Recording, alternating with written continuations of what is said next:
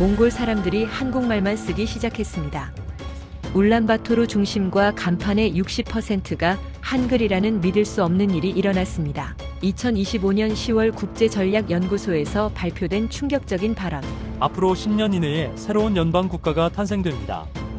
이 연방 국가의 주축이 되는 두 나라는 바로 이 충격적인 발언에 중국은 경악했고 미국은 조급해지기 시작했습니다. 몽골 국민 87%가 한국과의 경제 통합을 원한다는 데이터를 시작으로 아무도 막지 못할 거대한 움직임이 지금 일어나고 있어요. 여러분, 이야기 시작하기 전에 구독 눌러주시고 댓글에 구독이라고 남겨주세요. 안녕하세요. 저는 클라라 리 CNN 아시아 특파원입니다. 15년간 분쟁 지역과 국제 현장을 누렸지만 이번만큼 당황한 적은 없었습니다. 현장에 도착한 순간 믿을 수 없는 광경이 펼쳐졌습니다. 택시기사가 제게 먼저 안녕하세요라고 인사했고 카페 직원은 한국 드라마 대사를 완벽하게 따라했습니다. 거리 곳곳에는 한글 간판이 몽고보다 많았고 20대 젊은이들은 팝 가사를 원어민처럼 따라 불렀죠. 더 충격적인 건 그 다음이었습니다. 몽골 국민 78%가 한국과의 경제 통합을 지지한다는 여론조사 결과가 발표된 겁니다. 중국도 아니고 러시아도 아니고 왜 하필 한국입니까? 저는 몽골 사회학 교수에게 다그치듯 물었습니다. 그의 대답은 저를 얼어붙게 만들었죠. 기자님, 중국은 우리를 지방처럼 대하고 러시아는 속국처럼 대합니다. 70년간 그렇게 당했어요. 하지만 한국은 달랐습니다. 한국은 우리를 동등한 파트너로 봤어요. 단 한 번도 무시한 적이 없었죠. 그게 전부입니다. 대체 무슨 일이 벌어진 걸까요? 한 나라가 군사력도 경제 원조도 아닌 문화만으로 다른 나라 국민의 78%를 사로잡았다는 게 가능한 일입니까? 그 답은 2007년 70%가 틀린 낡은 사전 한 권과 30년간 매일 밤을 새운 한 한국인 교수에게 숨어 있었습니다. 문화가 한 국가의 정체성까지 바꿀 수 있다는 걸 증명하니 놀라운 30년의 기록 지금부터 공개합니다. 잠깐 선생님들 이야기 시작하기 전 구독과 좋아요로 국뽕안의 채널에 힘이 되어주시면 오늘 하루 복이 깃든 하루 되시길 기도드리겠습니다. 안녕하세요. 저는 클라라 리입니다. CNN 아시아 특파원으로 15년간 일해왔지만 2024년 12월에 받은 취재 지시만큼 황당한 건 처음이었어요. 몽골 울란바토르의 한글 간판이 몽고보다 많다는 제보가 들어왔다. 확인하고 보도하라. 솔직히 말하면 처음엔 과장된 소문이라고 생각했습니다. 한 나라의 수도에서 자국어보다 외국어 간판이 많다니 상식적으로 말이 안 되잖아요.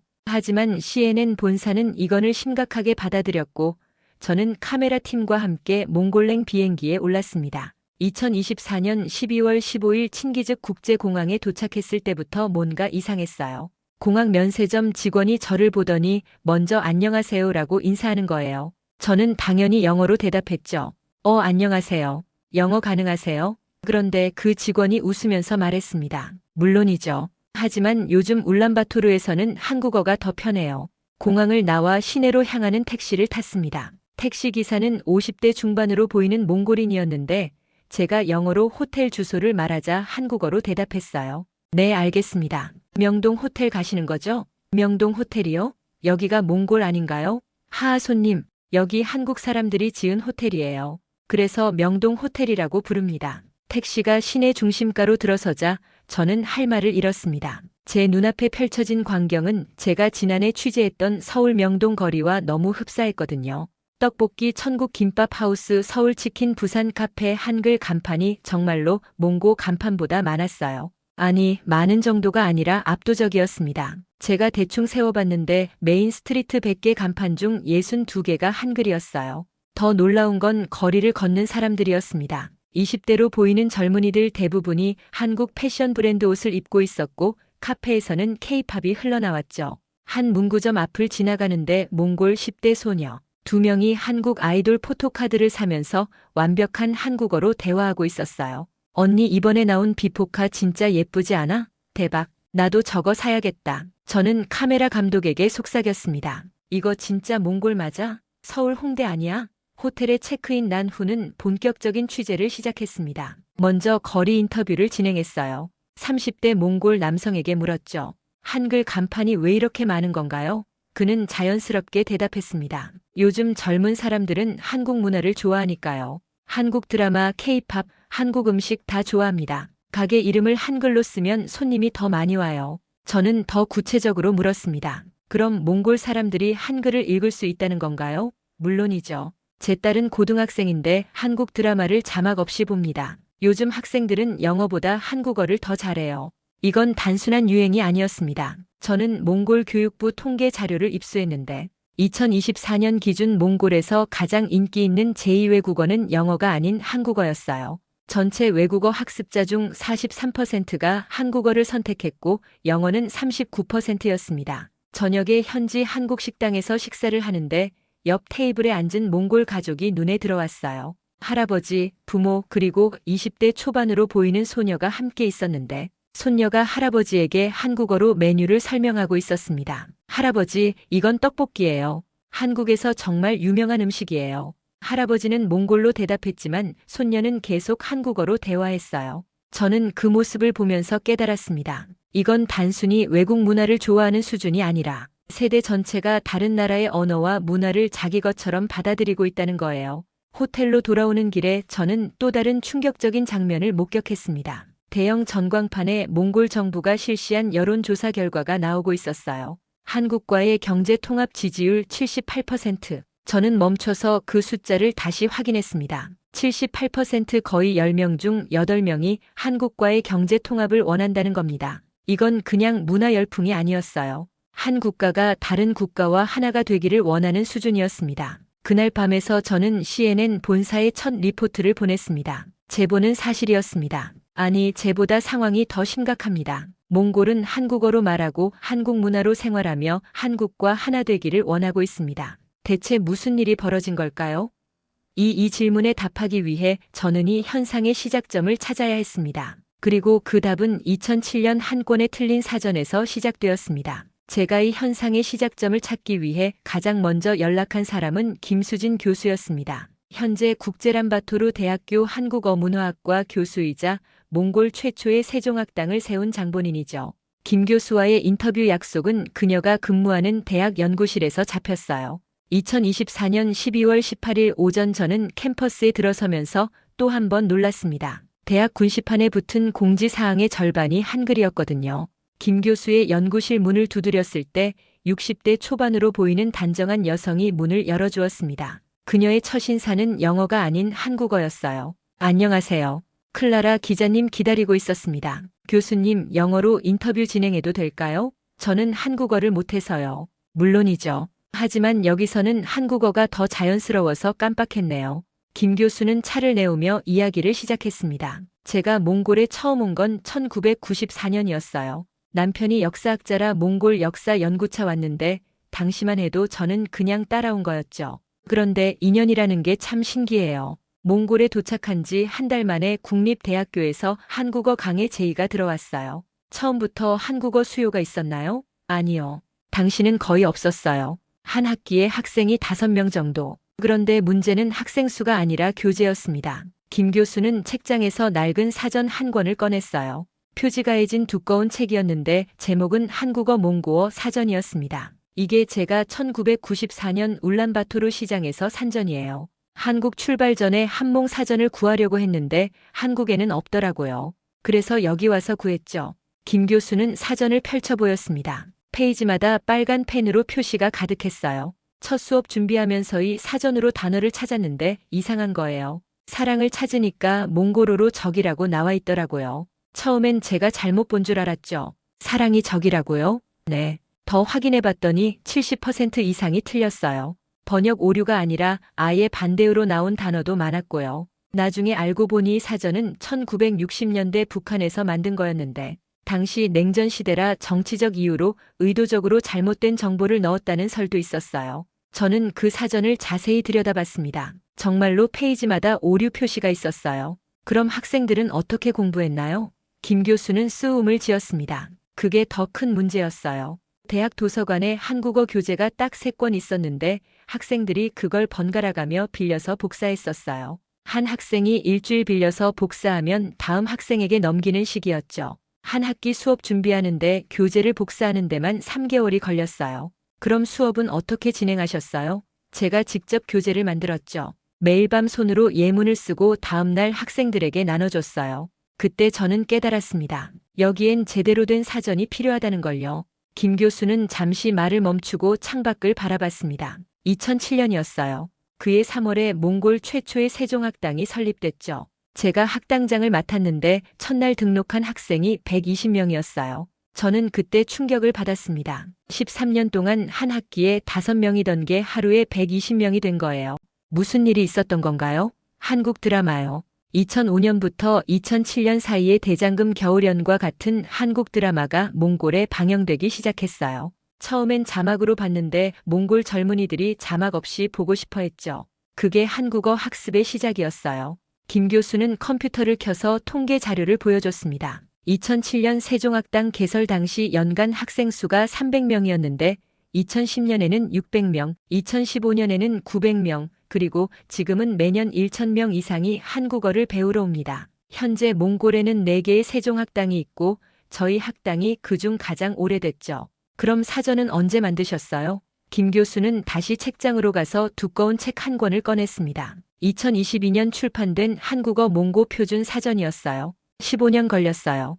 2007년부터 2022년까지 매일 밤 2시간씩 작업했죠. 남편이 역사 연구하는 동안 저는 사전을 만들었어요. 총 2만 개 단어가 들어갔고 각 단어마다 3개씩 예문을 달았습니다. 혼자서요? 처음 10년은 혼자였어요. 2017년부터는 제자들이 도와줬죠. 제가 가르친 학생 중 우수한 학생들을 조교로 채용해서 함께 작업했어요. 그 학생들은 지금 몽골에서 한국어 교사로 일하거나 한국 기업에서 통역사로 일하고 있습니다. 저는 그 사전을 넘겨봤습니다. 정말 정성스럽게 만들어진 책이었어요. 각 단어마다 발음, 뜻, 예문, 심지어 문화적 맥락까지 설명되어 있었습니다. 이 사전이 지금 몽골 전역에서 쓰이나요? 네. 4개 세종학당 모두의 사전을 표준 교재로 사용하고 몽골 대학교 한국어학과에서도 필수 교재예요. 심지어 몽골 정부 통역 시험에서도 이 사전을 공식 참고 자료로 인정합니다. 김 교수는 자랑스러운 표정으로 말했습니다.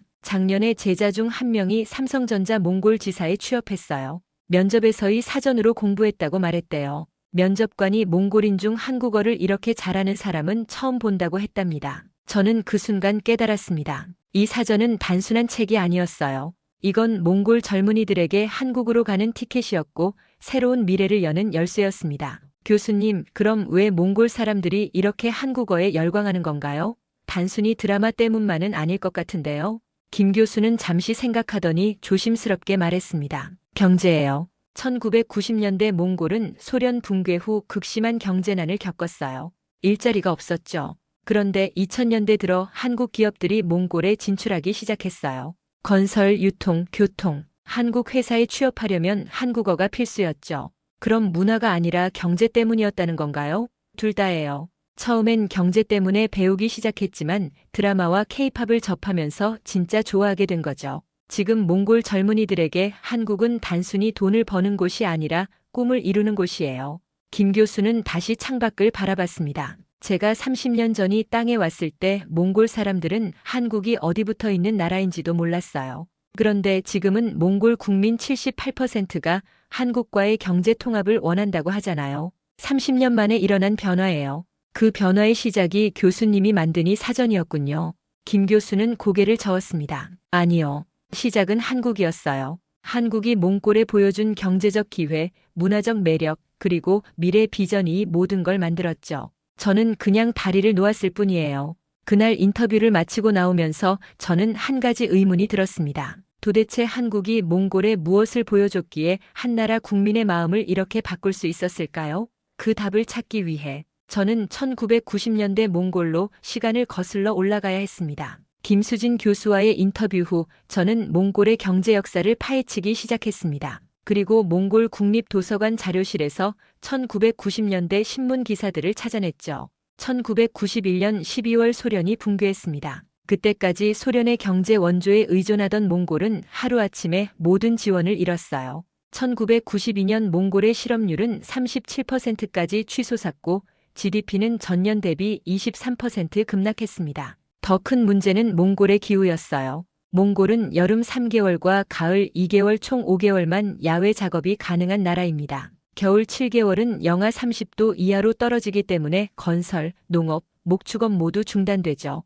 그래서 몽골 노동자들은 1년 중 5개월만 일하고 나머지는 실업 상태로 지내야 했어요. 저는 이 부분을 확인하기 위해 1990년대 한국으로 노동 이주를 갔던 몽골인을 인터뷰했습니다. 2024년 12월 20일 울란바토르 외곽의 한 카페에서 58세 바트체 씨를 만났어요. 안녕하세요. 바트체 씨, 1990년대에 한국에 가셨다고 들었습니다. 네, 맞아요. 1998년에 처음 한국에 갔죠. 당시 저는 28살이었고 몽골에는 일자리가 없었어요. 어떻게 한국에 가게 되셨나요? 바트체 씨는 낡은 사진첩을 꺼냈습니다. 그 안에는 1998년 인천공항에서 찍은 사진이 있었어요. 1997년에 한국 건설 회사가 몽골에서 노동자를 모집했어요. 3년 계약으로 한국 건설 현장에서 일하는 조건이었죠. 월급은 80만 원이었는데 당시 몽골 평균 월급이 3만 원 정도였으니까 26배나 되는 돈이었어요. 그럼 많은 사람들이 지원했겠네요. 500명 모집에 2만 명이 지원했어요. 경쟁률이 40대 1이었죠. 저는 운 좋게 합격했고 1998년 3월 인천에 도착했습니다. 바트체 씨는 사진을 넘기며 이야기를 이어갔어요. 처음 본 한국은 충격이었어요. 높은 빌딩, 깨끗한 도로, 24시간 불 켜진 편의점. 몽골과는 완전히 다른 세상이었죠. 그때 저는 생각했어요. 30년 전 한국도 우리만큼 가난했다는데 어떻게 이렇게 변한 거지? 한국에서 어떤 일을 하셨나요? 건설 현장에서 철근 작업을 했어요. 아침 6시부터 저녁 7시까지 일주일에 6일 일했죠. 힘들었지만 불평하지 않았어요. 왜냐하면 몽골에서는 5개월만 일할 수 있는데 한국에서는 12개월 내내 일할 수 있었거든요. 바트체 씨는 또 다른 사진을 보여줬습니다. 한국 슈퍼마켓에서 찍은 사진이었어요. 이게 제가 처음 한국마트에 갔을 때 찍은 사진이에요. 너무 신기해서 사진을 찍었죠. 몽골에서는 구하기 힘든 물건들이 여기는 다 있었어요. 라면, 과자, 음료수, 전자제품. 저는 그날 라면 10개를 사서 기숙사에서 먹었어요. 그게 제 인생 첫 한국 라면이었죠. 3년 계약이 끝나고 몽골로 돌아오셨나요? 네. 2001년에 돌아왔어요. 그때 제 통장에는 2,500만 원 있었어요. 몽골 돈으로 환산하면 2천만 투구리인데 몽골에서 67년 일해야 모을 수 있는 돈이었죠. 그 돈으로 뭘 하셨어요? 바트체 씨는 자랑스럽게 말했습니다.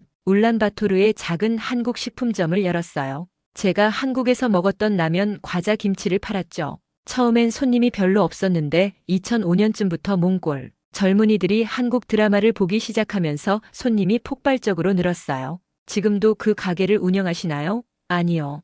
2010년에 가게를 3개로 확장했고 2015년에는 한국 식품 수입 회사를 차렸어요. 지금은 직원이 45명이에요. 다들 한국어 할 줄 아는 젊은 친구들이죠. 저는 바트체 씨 같은 사람들이 몽골에 미친 영향을 조사했습니다. 1998년부터 2010년 사이 약 3만 명의 몽골 노동자가 한국에서 일하고 돌아왔어요. 이들은 한국에서 번 돈으로 몽골에서 사업을 시작했고 한국 제품과 문화를 몽골에 소개했죠. 2024년 12월 22일 저는 대한무역투자지흥공사 카트 울란바토르 지사를 방문했습니다. 지사장 이명호 씨가 저를 맞아주었어요. 클라라 기자님 어서 오세요. CNN에서 몽골 한국 관계를 취재하신다고 들었습니다. 네, 지사장님. 한국 기업들이 언제부터 몽골에 진출하기 시작했나요?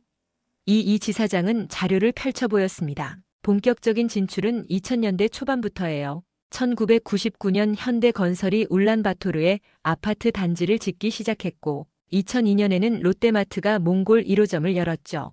2005년에는 현대자동차가 버스 공장을 세웠고요. 왜 그 시기에 몽골에 진출한 건가요?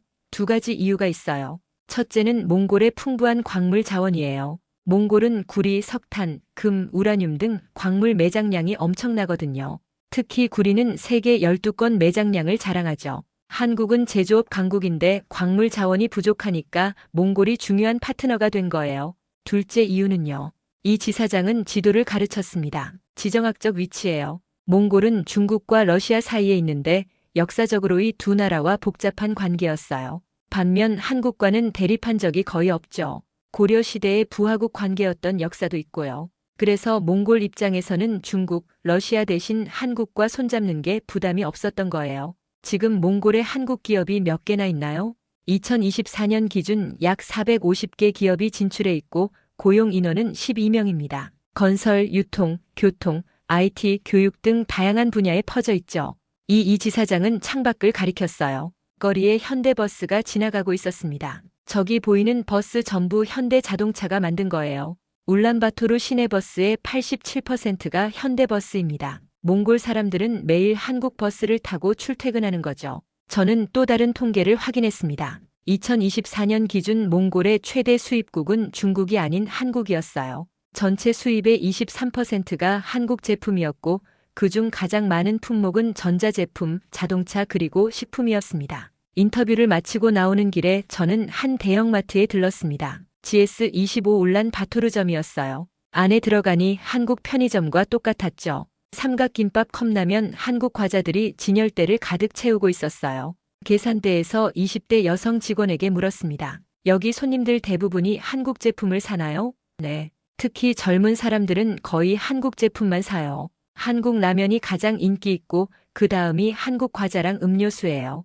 왜 한국 제품을 선호하는 것 같아요? 그녀는 웃으며 대답했습니다. 한국 드라마에서 봤으니까요. 드라마 주인공들이 먹는 걸 우리도 먹고 싶은 거죠. 그리고 한국 제품은 품질이 좋아요. 비싸도 사는 이유죠. 그날 저녁 호텔방에서 저는 깨달았습니다. 몽골에서 일어난 변화는 단순한 문화 열풍이 아니었어요. 이건 경제와 문화가 결합된 완벽한 시너지였습니다. 1990년대 한국 기업들이 몽골에 일자리를 제공했고 2000년대 한국 노동자 출신들이 돌아와 한국 문화를 전파했으며 2005년부터는 한국 드라마와 케팝이 몽골 젊은이들의 마음을 사로잡았죠. 경제가 문화에 씨앗을 뿌렸고 문화가 경제를 더 크게 키운 거예요. 그리고 그 결과는 2024년 지금 제 눈앞에 펼쳐진 작은 서울이었습니다. 하지만 여기서 한 가지 의문이 들었어요. 왜 하필 2020년 이후의 현상이 폭발적으로 커진 걸까요? 감사합니다.